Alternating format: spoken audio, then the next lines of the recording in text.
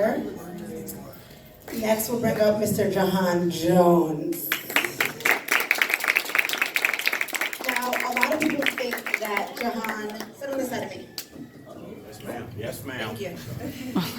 Now, a lot of people think that Jahan got his start on Instagram, or Vine rather, but he actually was on The Wire prior to being on any social media platforms, and received the NAACP award for Best Supporting Male Actor before he even moved to LA. Then once he got here, he worked with Kevin Hart, Russell Simmons, and a bunch of other people, and is now starring on John Singleton's Rebel. He has a reoccurring role on the show. So thank you for being here and making time for us, Mr. Busybody.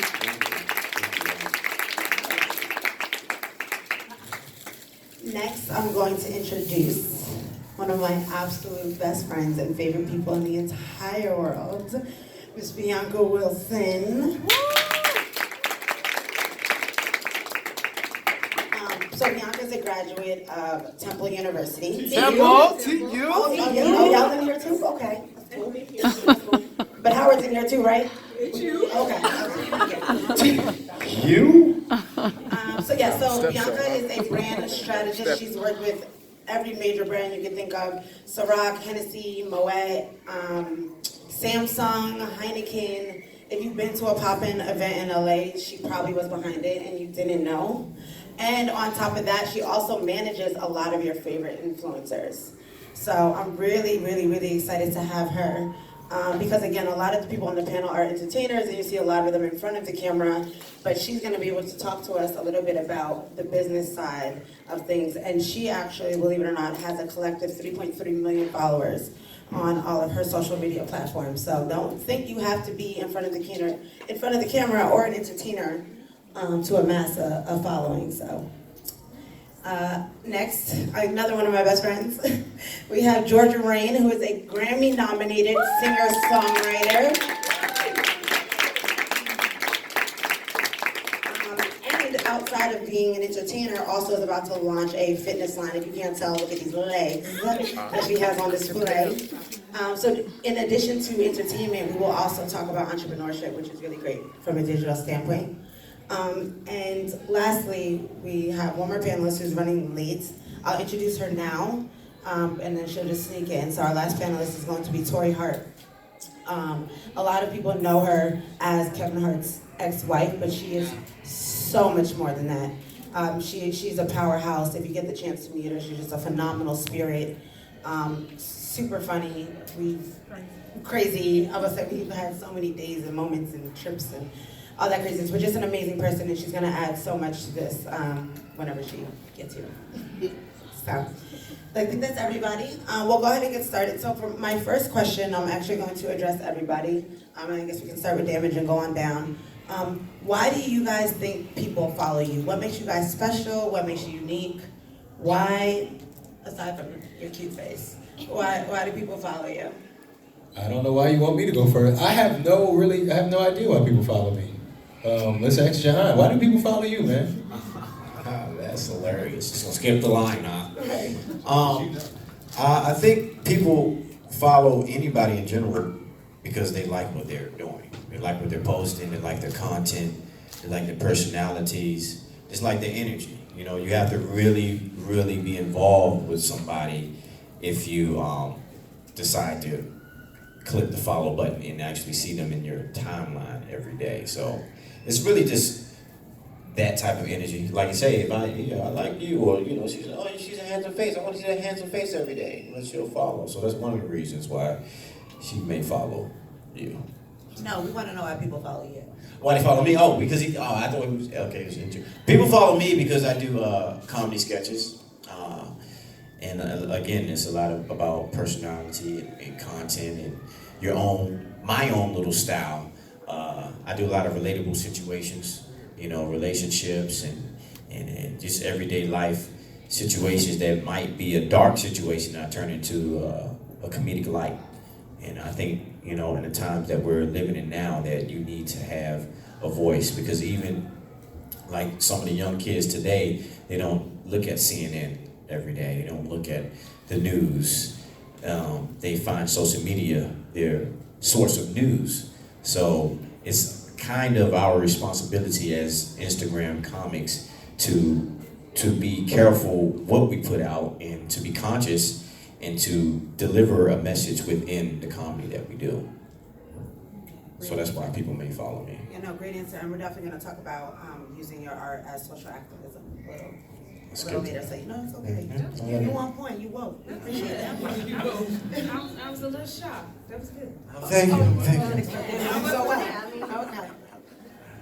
What about you, Georgia? Why do people follow you? I gotta go next. Why do people follow you aside from again these legs and this body? Right. Honestly, for a moment, for a while, I wonder why people follow me. And you know, today's generation, people follow people because I feel like we all look for someone to motivate us to do something or be something else. For me, I actually one day posted and asked my followers, like, why do you follow me? Because I really wanted to know. Because I feel like when I post positive things, I don't get as many likes or comments. But then if I post myself doing a slow-mo video or walking or just What's a slow-mo video? Gee, really? I'll show you the slow-mo.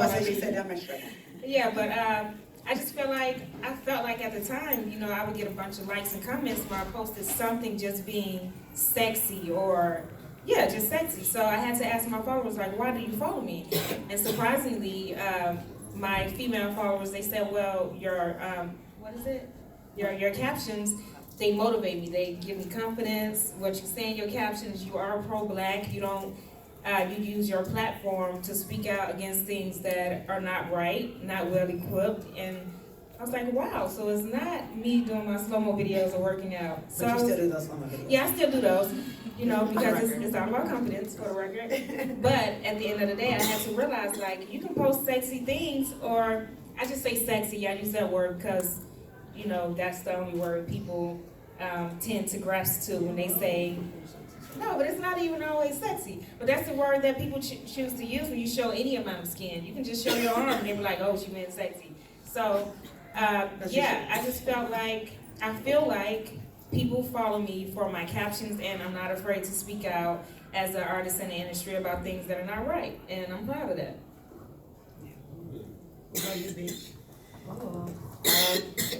You know what?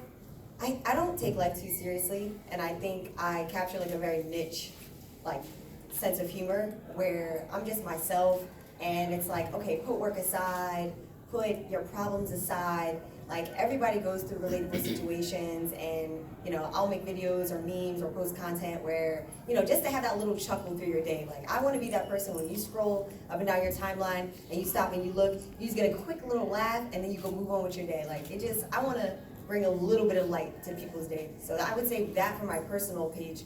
And then for like my theme accounts, I like to give people hope. One of my accounts is a love theme page. You know, some people like to just jump in the comments and have negative things to say, but they just really want to be heard. But a lot of people actually comment and say very positive things like, wow, like I really needed this today, really gives me hope. I might try this, you know, next week with my boyfriend. Or I get a lot of DMs like, oh, what do you think I should do? Ask me questions. I'm not a love expert, but I do like to promote positivity. So yeah. Now, do you guys curate your? He tried. He tried. He said he didn't know. We're gonna let that one ride. So, do you guys curate your feeds?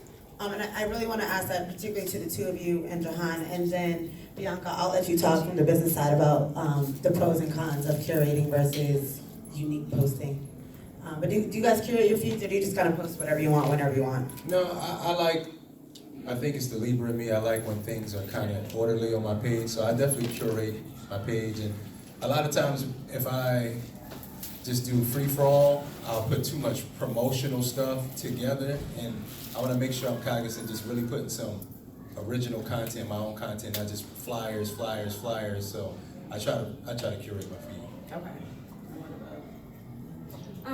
I used to, but now I've realized that a lot of young women follow me, so I want to be careful about what I post. And I used to get paid to just post anything, and I would take it because it's money. But I was like, wait, I can't be out here promoting these things and I really don't believe in them. And then when my young followers go purchase them, they're like, wait, it doesn't work.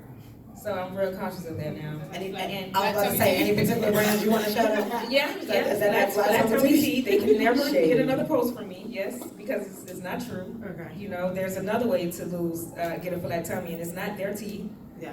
And Fashion Nova, because all of my followers are like, my clothes never came. Really? Yeah, so I'm like, look, I can't be promoting based on this. And now I'm real cautious of it because I want to promote Black-owned businesses. So that's why a lot of my stuff I've been posting. Yep. And I'm not just saying it because I'm Black, but yeah, I only promote Black businesses. I'm sorry. That's so. And what about you? Do you curate? Yeah, you know, I put a lot of content out on social media, so it would be nice to get some type of form of payment every now and then.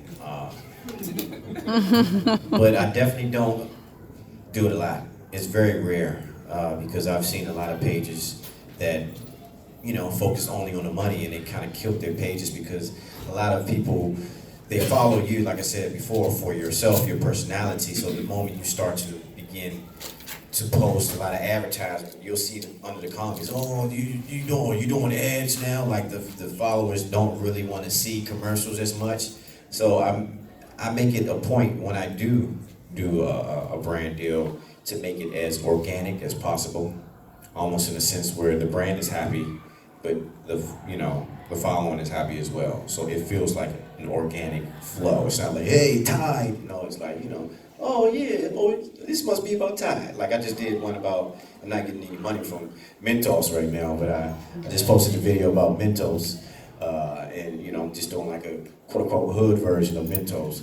So, but if you read in the comments, you see a lot of people, oh, I'm about to go get me some Mentos today. Like, Well, then they need to cut you a check. yeah. Well, hey, that's in the grand scheme of it. You know, that's going to get Mentos to be like, oh, you know what? Let's cut him a check. Yeah. Possibly. Now, let me ask you this, because you have one of the higher followings on the panel. Do you manage your own social media, or do you have someone that posts for you? No, I manage everything myself. Essentially, there will come a time that I will need an assistant, but right now I manage everything.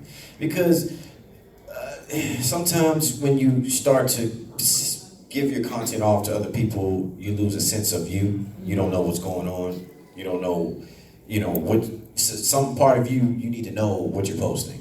People need to feel your energy, and sometimes when you got people just posting anything, I feel like you're less attached to it, Yeah. Now, Bianca, I know you can talk to the business side of it.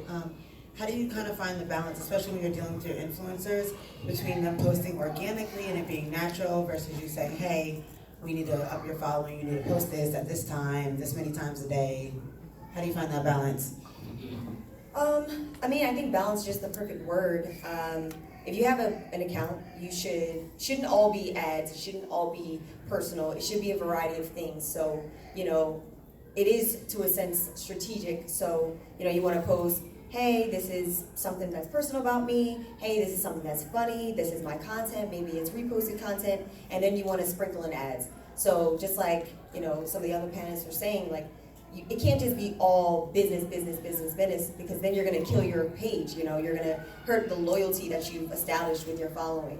You just want to be smart about it. I mean, you want to make sure that you're making not everybody happy because you can't, but at the end of the day, these people are following you for a reason, but also at the end of the day, it is a business. So finding that what works for you might not work for other people, but just finding that balance between you and your following will get you really far. And I think a smart way to incorporate brands and businesses into your account is to, again, just to touch on what some other people have said, it's just integrating it into your existing content. So it's not like Pod or Tide, you want to create a video, maybe it's funny and maybe it's just a mention of the product, maybe you're using the product, but it's also aligns with the content that you normally have. Now, I have a kind of fun, semi-personal question, and you guys can answer this how you feel comfortable. Maybe not with an exact number, but a roundabout number, or maybe an amount of figures. But what's the most amount of money you guys have made off your social media for posting, not including actually showing up somewhere? So not for a hosting, but for a brand post, a sponsorship, a promotion, something along those lines. Like collectively, collectively, or like for one post, or like Let's say for one post. Dang, I gotta go first. One post, probably like 2,000. Okay. That's pretty good. Oh. Nah, I can't share with that information. You making this face, you don't want to this part out. Yeah, damage is a ritual. Damage ain't been talking. Go ahead, Dan. I have the least amount of followers up here. But I you work never- on the radio station. I have a never ton of made influence. money just from an individual post. It'll be like a posting along with a campaign. So from an individual post, I can't really, probably make like $200, but from a campaign, it's different. So that was the question. So it's like a campaign, it's like a 3-month thing, or you gotta post? So a campaign would be like if I, say, created a 10-week campaign with, let's say, Foot Action, and I have to host 9 events, then I will be posting at those events. But I'm not getting paid just to post. That's these guys over here. So how much money did y'all make off a post? I can tell you guys how to make money off of a post. Now, how much money you make? Do that. Yeah. That's the information I want to share. We're gonna get. I won't say how much I've made, but I've made enough to pay rent for 3 months straight. Oh. Of a post. Yeah. How much rent? $2,200 a month rent. Oh. Okay, well, we gonna offline about what you were posting. I just wanna know. Yeah, $2,200 a month for 3 months. I wanna know. Yeah, it's mouthpiece. You just talk and say whatever. Just doesn't. Now, Bianca said something that I think is really valuable. I think there's a difference between numbers and quantity over quality, and that your numbers don't necessarily determine if you're an influencer. So you guys all, of course, are, which is why you're here. Why do you think that you are, or why do you think people view you? And this is kind of going back to that kind of what makes you stand out, what makes you different. But I just think that's important information so that people know how to do so themselves. So why do you think people view you as an influencer? I think I could step in here. Thank you. That's what I said. It kind of stood out when you started running down all the things Jahan has done. It's not like you have people that blew up and they're famous for like small things or niche things, but a lot of us up here have been doing this for a very long time, and the following we got, of course, is because, oh, maybe she looks sexy, or maybe he's handsome, or maybe he's funny, but there's a lot of foundation behind that. Like, I've been doing radio for 10 years, for a very long time, so a lot of people who know me, oh yeah, he's cool, he does cool stuff, but it's like, no, like, that's somebody I can look up to, that's somebody I can relate to, that's somebody that I watch grow on social media from the MySpace era to Twitter to Instagram. So I think that might make a lot of us stand out up here in regards to the social influence. She got a couple questions out there. Which one you want to ask? We were talking about influence. Now, we know that you have a lot of numbers, but why do you feel like your content is of quality versus just quantity? It's kind of like soul food, It's different between soul food and fast food. Everybody like soul food in here?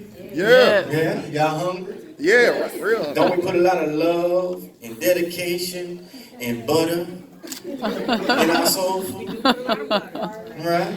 That's what I do with my content. I think about the situation, I think about the idea, and I really hone in to that idea, and I shoot it with love. And then there's another process that a lot of people don't know, that you can lose your content, whether it's funny or dramatic. It's the editing process. I edit my own projects, so that's a whole, from the music, the cuts, and the everything you see. That's another part that I put a piece of me into. So that's why I feel like my content is special to me, because I just put so much into it.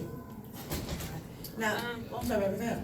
Ask the question. I can skip. I know you're gonna answer. Go ahead. I want to hear it. For me, it's like Okay, ladies, how many of you, when you go out and you just try to look your best, it's like you get no attention at all, but then when you don't try, like going to the supermarket, everybody try to holler at you?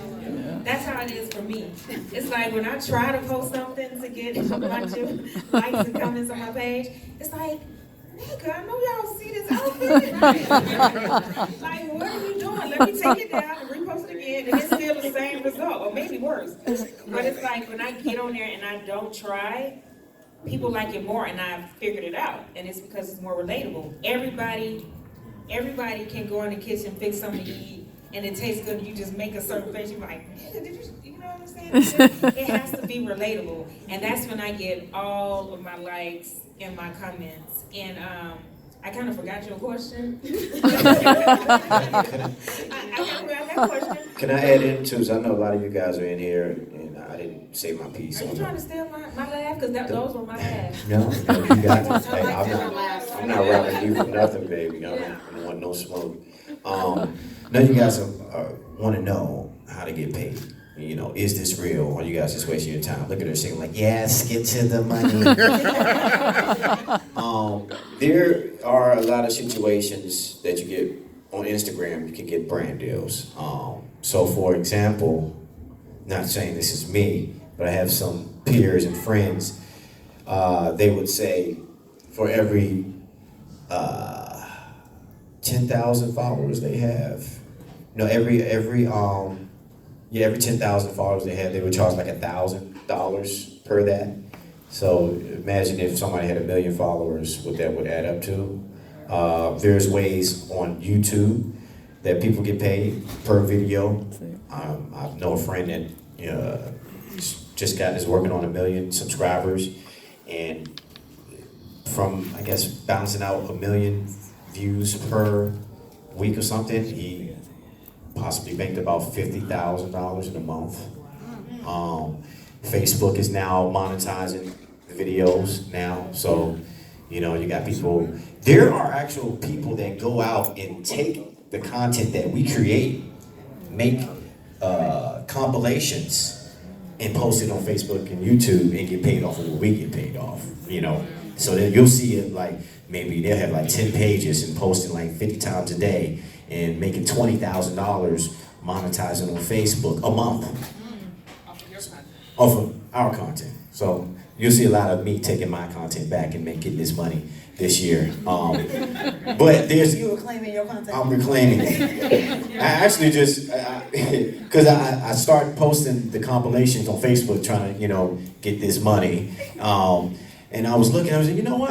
Y'all done did all the work. I went on YouTube and got all these compilations of myself. I just burnt their stuff, which is me, and reposted their stuff. They got their logos on it and everything. I'm like, it's still mine, so whatever. Y'all did the work for me. So for all you guys wondering, is it a way to get paid out here? People get money. I will say, you don't necessarily have to have thousands of followers either, because I've gotten my friends booked with like 1,000 followers or 500 followers. What I do to this day, I will see someone tag a brand and they have like, say, under 100,000 followers, and I instantly DM them like, are y'all looking for ambassadors? Because I can model your stuff, or I can do this. And once they say, oh my God, yes, what do you want? They'll try to give you like 10 or 15% commission. You can just say, well, how about you pay me $1,500 and you can keep all the commission and see how it goes the first month, and then after that we can negotiate. So I reach out in everybody's DMs. I look at everybody who has more followers than me or the same amount or even less, and I see who they tag, and I look at those brands and I DM them. I do this every day, all day. What is DM? Direct message. Direct message. Man. You gonna learn today, baby. Dang. That was terrible. Also, I want to add to that too. It's not always about collecting checks. Once you gain a following, you can create your checks. So if you do stand up, if you do music, or you sell merchandise, you now have a base where you can go out and you can fill up a room with 500 to 1,000 people charging $30, $40, and now that's your own money. I have a lot of peers that are doing it right now, selling out, making money. I've done a couple shows and sold out, and it feels good to know. Like I did a birthday show this year and last year, but the first time I ever did it, it made it a sense more real to see that, you know, it was in DC. I went back home to DC and I did a show. And to see 100, 200 people standing outside in the cold, and not just your family and friends, people that actually mess with your content, made the situation a little bit more real. That these people really, really like what you're doing, and they you know what I mean? They respect and they want to be a part of it. So that's another level that I feel like that's what it's really all about, is being able to transfer your followers into dollars, you know, because who's to say Instagram, Facebook, and YouTube can shut us all down at any moment, and then where we're at. Now it's up to you to ask yourself, did you really make your brand exceed further than just a like or a comment? If you can do that, I think you're successful, because no matter what, if you get shut down, your people will still follow. Yes. Oh, that was deep. Deep. Little bit, just a little bit. Oh man. I think a good point to kind of just touch on what everybody else said. It's not really about the amount of followers that you have. It's about your influence and it's about your activity. Activity is way more important than the actual follower amount. So like what Georgia said, like she can get people brand deals that have 1,000 followers, and you're like, wait, what? I thought you had to have 1 million followers for that. If all those 1,000 people love you and trust you and follow you, like that is power right there. That is money right there. So it's about building that relationship with the amount of followers that you have. It's not about like, oh, I don't have 1 million followers, I can't be an influencer. Everybody's an influencer in their own way if you establish that relationship with your unique following, and you know, take advantage of that. Yeah, I want to piggyback off of that. I see a question there. Are we taking questions yet? No, we're gonna take questions at the end. Just piggybacking off what you're saying, because I don't have a lot of followers, but I think But you be no. posting all What your I'm saying is I don't have, and compared to y'all, I don't have a lot of followers. I'm not saying I don't have followers.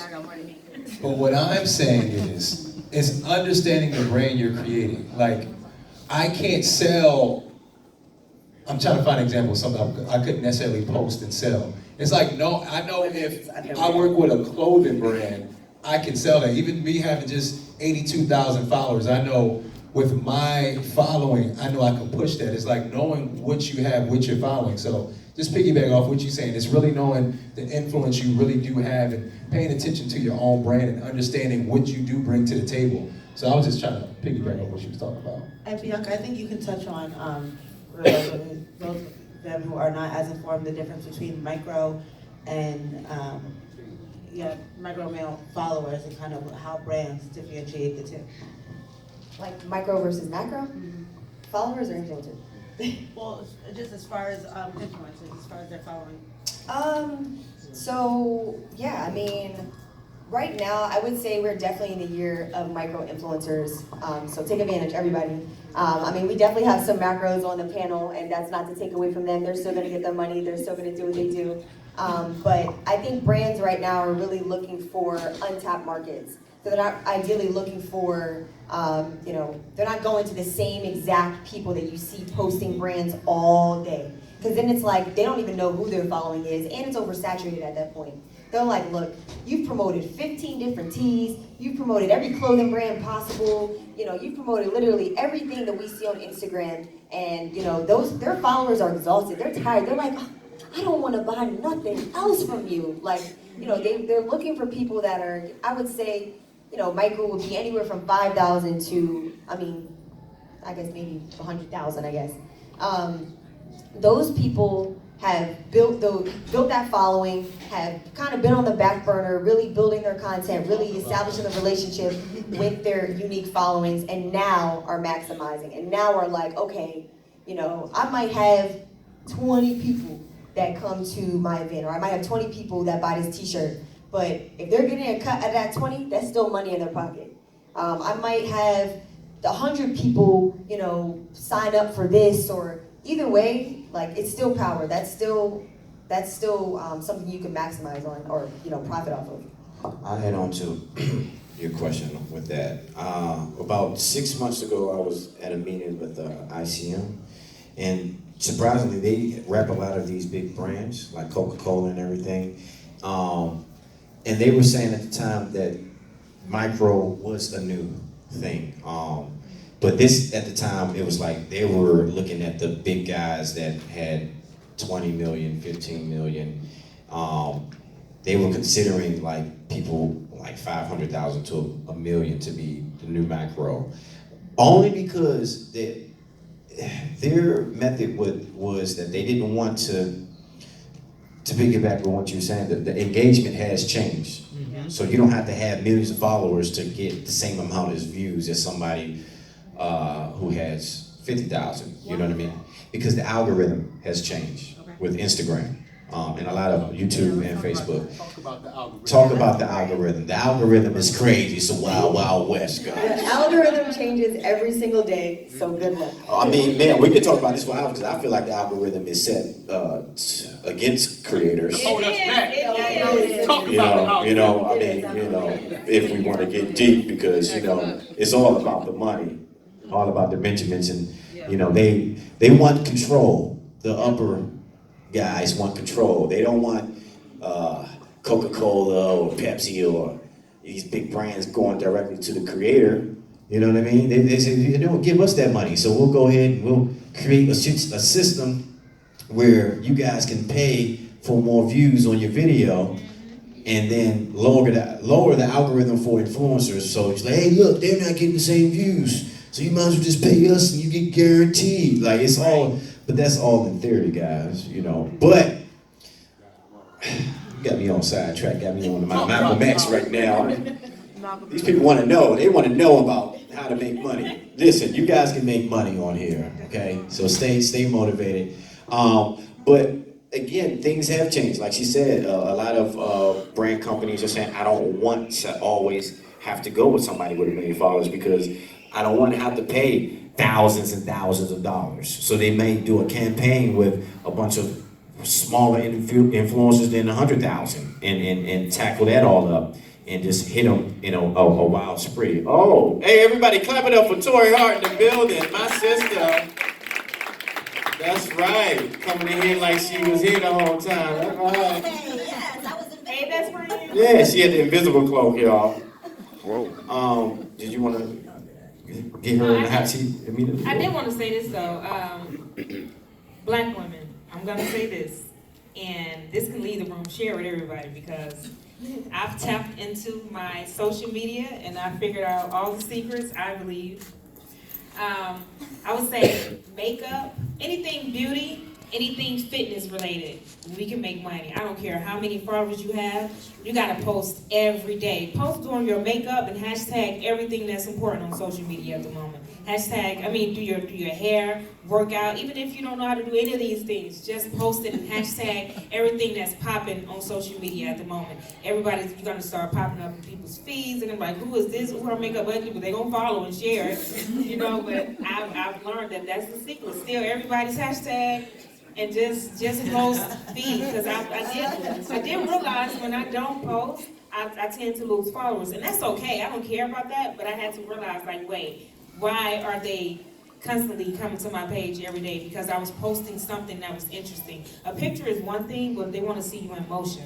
So if you keep yourself moving, doing something every day on your page, you can be popular. And again, it's not about money, but it's just about getting yourself out there where you can do what you want to do once you made it to, doing what you need to do in order to get on. I did not steal that from Oprah. Yes. You sure? You sure? Oprah said something else. I added 2 words. All right. So now it's original content, got it. So I'll add that too, because that was something I don't want to forget. I wish somebody told me in the beginning, this is the key to success for social media. That's any platform. It's consistency. That's it. You can be not the best and talented, but if you're consistent, the way the system works, you will gain followers. People will eventually buy into what you're putting out, and you'll get better. Because, we all know the saying, practice makes perfect. So, you might not be that great, but after posting something every day for thousands of days, you'll be better at whatever that thing you were trying to do. And when I first started out, I posted my goal was to get 1 million followers in a year. So I posted a video every day. Tori was in a lot of those videos too. She was in that journey. I posted a video every day. And don't get worried, because back in the day when Vine first came out, you had to post a video 3 times a day. 3 times a day, started on Vine. and then you couldn't even save the video. You didn't have no camera roll. You had to shoot it and post it. Yeah. Now you have the beauty of saving it and editing it later, so you know you can be more organized. Like, oh, I don't want to do all that work. Well, just hey guys, organize it. Pick one day out of the week if that's all you have. Shoot 4 or 5 things, knock it all out, and then strategically post it throughout the week. So that way you're not stressed out. And Hootsuite will do that for you. oh, see, yeah. It schedules your post. So now you can get it scheduled. So you have no excuses, guys. You can shoot it all in one day and just let it go. Now, okay, so I have a question just about, you mentioned working with corporate brands. Now, like I mentioned, everyone on this panel are personal friends of mine. So how do you guys find, because I know they like to turn up, was the point I'm getting to. How do you guys find the dichotomy between being yourself and having fun and showing who you are, whether that's you enjoying the strip club or whatever that means for you, but not kind of writing out working with these social brands? I'll let Tori go first because she just got here, and then we'll let Georgia go because she likes to twerk. Oh, Anymore. So look at the past video. Your battery's going down. Don't you put that out there. Okay, hey everybody. I'm sorry I'm late. There's no excuse for lateness, but I really did have to deal with it. I got my battery. You can plug my battery. But I mean, for what Milan just said, and I would have to say that you can put stuff in your story. I mean, if you like going to strip clubs, put it in your story. You don't have to put it on your main page because it'll disappear. Yes. So if you like to twerk like Georgia, No. put that put it in your story. 17. Twerking is not a bad thing though, anyway. It's a skill, and people making a lot of money off of twerking. So if that's what you like to do, go twerk, okay? And get that money. It's a girl making almost $1 million a year twerking, okay? Ain't nothing wrong with twerking. These days, when you say twerking to the older women, they think it's twerking in underwear. I've never done that. I am from Atlanta, home of the stripper, so it's in my blood. Okay, it comes from Africa. It comes from the motherland. So listen, one day you're gonna wish you would have twerked a little bit. So Get the drums. if you want to. Get the drums. That's a good video, Jahan. We need to shoot that. You do. All right. All right. What about you, Bianca? Especially because I know you work with like super corporate, Samsung, Heineken. I'm gonna be honest, I don't post anything personal about my personal life when I'm having fun. It's very strategic. I'm just very like, if we're friends and you know me, I'm also old school in that sense, come find me. Call me, text me, you know what I mean? We can go out together and have a ball. As soon as the cameras come out, I'm like, you know, sometimes I do catch myself on other people's story, but I won't post it on mine. And if I do post anything personal, it is in my story because I know it's 24 hours. I'm like, all right, it's a slim chance. Not everybody's going to see it, so I might be able to be okay. But I also think just being, you know, it depends on your following. I personally, across all my platforms, have a very young following. So there's things that I do, you know, if I work in the alcohol business, so if I'm drinking, if I'm at an alcohol event, that doesn't really align with, they can't comprehend that. That's not where they are right now. And that's also not something that I want to be promoting to the youth, just for a personal standpoint. So, you know, I have fun, but it's, you know, it's calculated. I'll add on to that. I know we spoke to a lot of people that we were talking about being a personality. So when you are in front of the camera, it's a thin line because people follow you for you. So it's